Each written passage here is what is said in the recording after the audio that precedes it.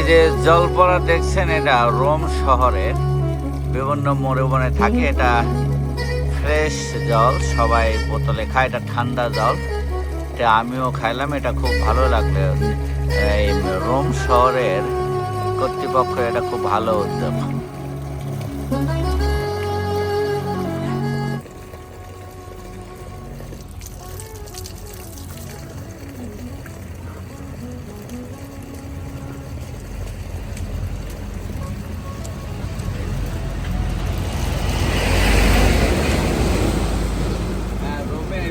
জল খাওয়ার এই ট্যাপগুলা বিভিন্ন কর্নারে আছে।